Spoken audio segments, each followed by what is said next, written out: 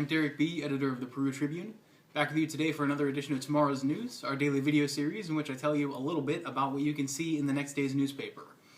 Today is Wednesday, January 29th, so I'll be telling you about what you can read online tonight at perutribune.com or read in print on Thursday, January 30th.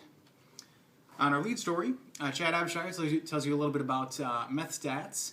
We got numbers this week from the Indiana State Police about how many methamphetamine labs they uncovered in Miami County versus the rest of the state.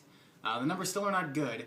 Hopefully you'll take a look at that story, see how we rank versus some other communities of similar sizes, and possibly even call the ISP's Anonymous Tip Line to help fight that problem if you do see anything in the community.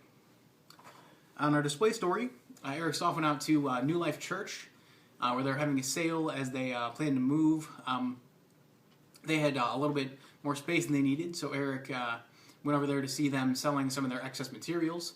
I talked to a couple of members about what it was like for them to be in that church building and about what their hopes are for the new facility. So I hope you'll take a look at that and consider the church and possibly support them through that sale. A little further on the page, we have a school closing story still to come from me and Eric Stoff. Eric is going to the Mechanical board meeting tonight where they'll be discussing how they're going to handle all the closings due to snow and cold. I got information from Peru's Chuck Brimberry, and Eric has already talked to Kathy Egolf over in North Miami. Obviously, with so many days canceled, Peru, for example, has canceled 10 of a possible 17. They're going to have some issues with graduation. We'll have as much information as we can in tomorrow's paper, and we'll continue to track that situation as we get closer to graduation and possibly even have more closings coming up. Snow's in the weather for the weekend, although it is supposed to warm up a little bit.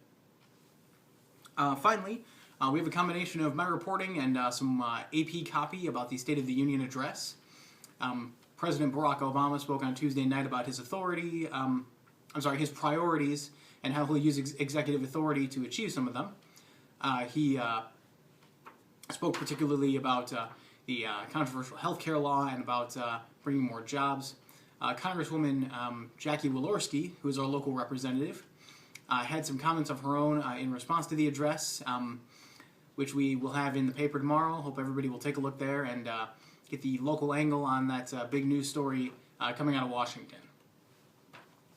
Finally, on our sports page, we had one story from Nick Roby and one that was a tag team effort from Nick and Justin Shockey over at the Wabash Plain Dealer. The first is a preview of the Peru girls game versus Taylor. It'll be their first game in about 2 weeks as they host them Thursday night at Tiger Arena.